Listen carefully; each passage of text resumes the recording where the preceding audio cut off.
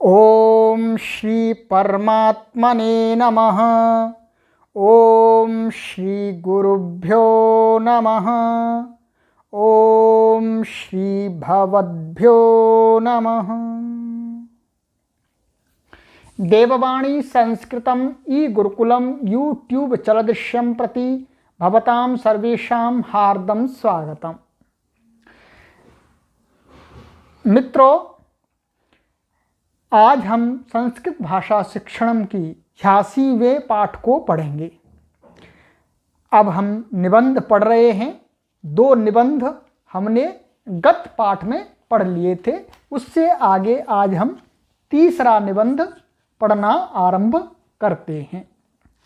देखिएगा, तीसरा निबंध है परोपकारः। परोपकार आप सभी जानते हैं। अब देखिएगा परोपकार क्या है, ये बताएंगे छोटे से निबंध में। परेषां उपकारः परोपकारः अस्ति। माने दूसरों के ऊपर उपकार करना ही परोपकार है।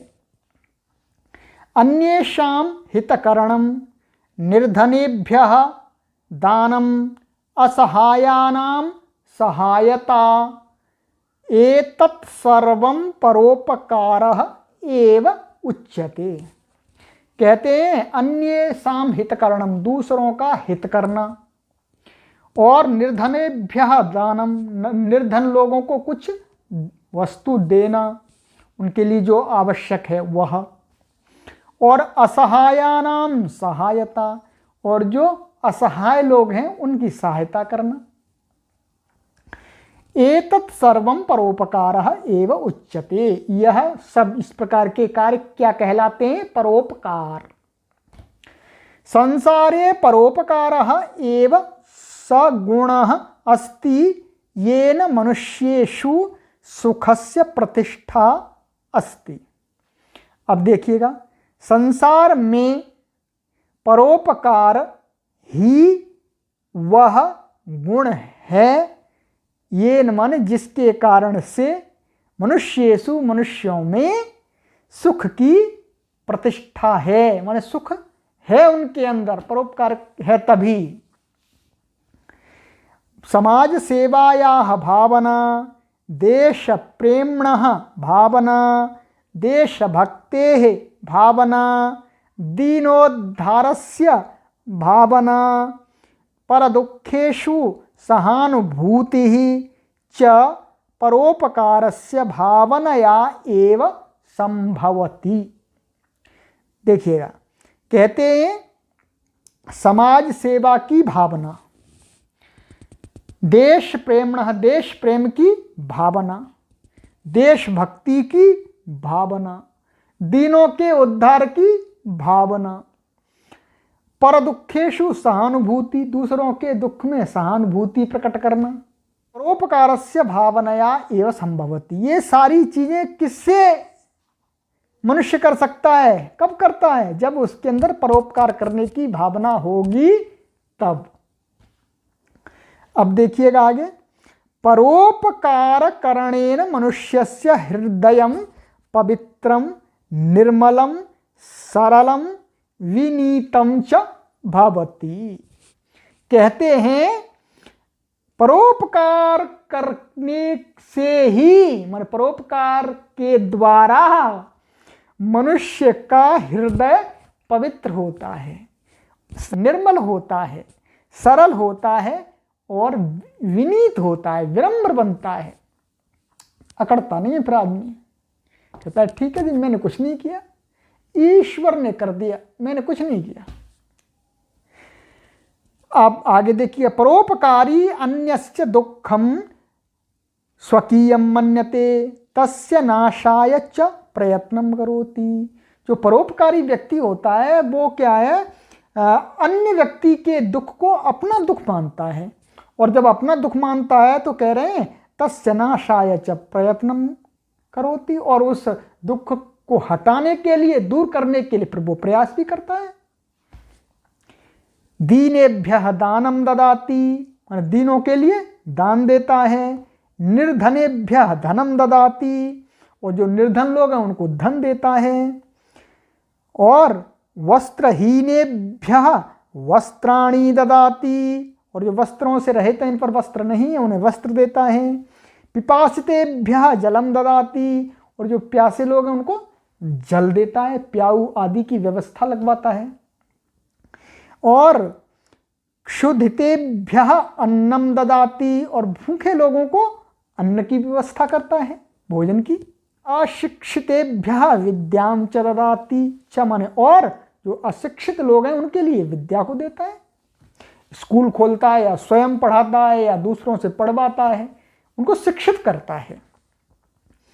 और कहते हैं प्रकृति ही अपि परोपकारस्य शिक्षाम ददाति, जो प्रकृति है, जो ये इन्वायरमेंट है, जो नेचर है, वह भी क्या है, परोपकार की भावना को ही, शिक्षा को ही वह प्रकृति देती है जी। वृक्ष फल दे रहे हैं, नदियां पानी दे रही हैं, सूरज धूप दे रहा है, पृथ्वी अन्न दे रही है, ये सब परोपकारी तो है। उन्हें आपसे कुछ चाहिए नहीं, हमसे कुछ चाहिए नहीं, तो ये प्रकृति का स्वभाव है। अब कहते हैं परोपकारार्थम सूर्य तपति, परोपकार के लिए तो ये सूर्य तप रहा है। और चंद्र प्रकाशम ददाति, और चंद्रमा प्रकाश देता है। वायु चलती, वायु बहती है, वायु बहती है। और कहते हैं नद्यः वहन्ति, नदियां बहती हैं। वृक्षाः च फलानि वितरन्ति, और जो वृक्ष हैं वो फल देते हैं, हम मीठे मीठे फल खाते हैं, जामुन के, आम के, पपीता, केला, संतरा, अनार, और कितने कितने प्रकार के, लीची है। और मैं तो नाम भी नहीं जानता, आप लोग नाम जानते होंगे। जो जितने बड़े पैसे वाले लोग हैं वो उतने ही भिन्न भिन्न प्रकार के फल खाते हैं। हम तो सामान्य आदमी हैं जी, तो हम अधिक प्रकार के फलों के नाम भी नहीं जानते। इसलिए पर वो सभी फल वृक्षों के माध्यम से ही तो उपलब्ध होते हैं। तो ये निबंध कंप्लीट हुआ। अब इसके आगे का निबंध चौथा और पढ़ते हैं।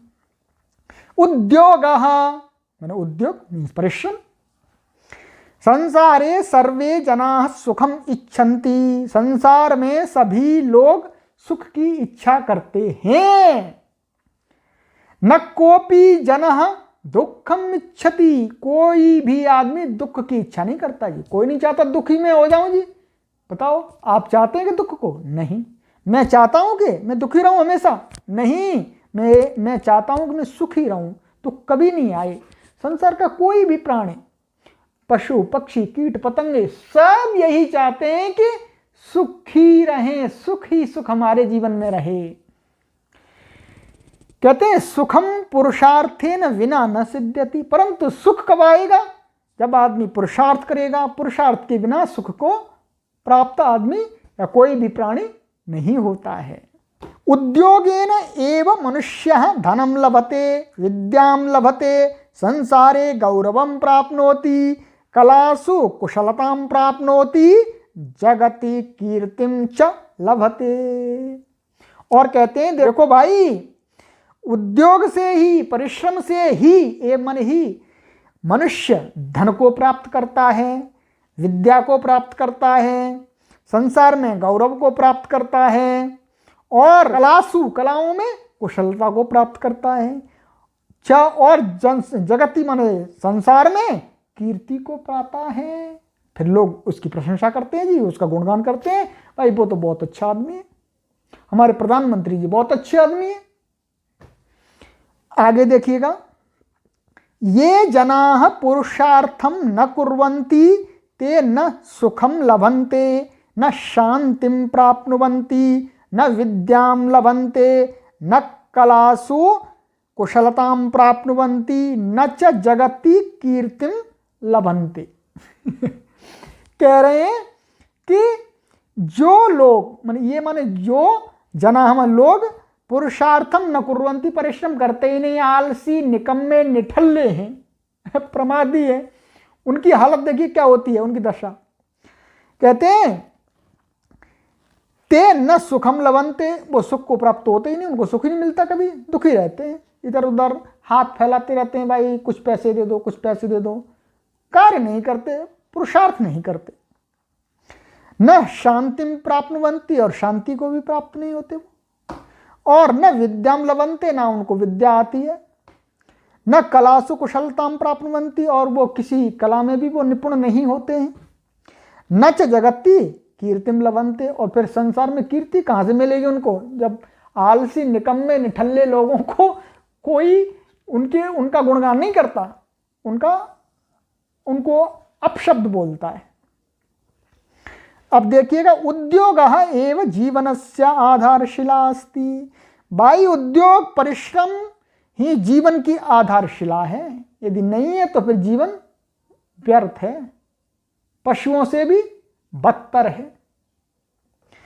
कहते हैं उद्योगेन एव सर्वाणि कार्याणि सिद्ध्यन्ति, परिश्रम से ही सभी कार्य सिद्ध होते हैं।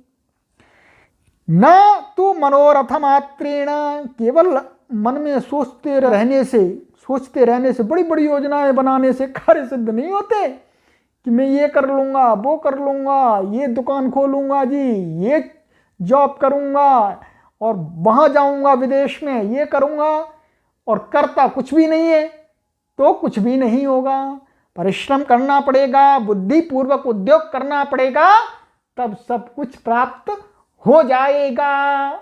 आगे देखिएगा, अतः एवोक्तम, इसीलिए कहा भी गया है जी शास्त्रों में, उद्यमेन ही सिद्ध्यन्ति कार्याणि न मनोरथैः, ये च लिख गया है इसमें, ये च नहीं है, क्या है न, तो उद्यम से ही कार्य सिद्ध होते हैं, न मनोरथैः, मन से कार्य, मन की इच्छाओं से कार्य सिद्ध नहीं होते हैं।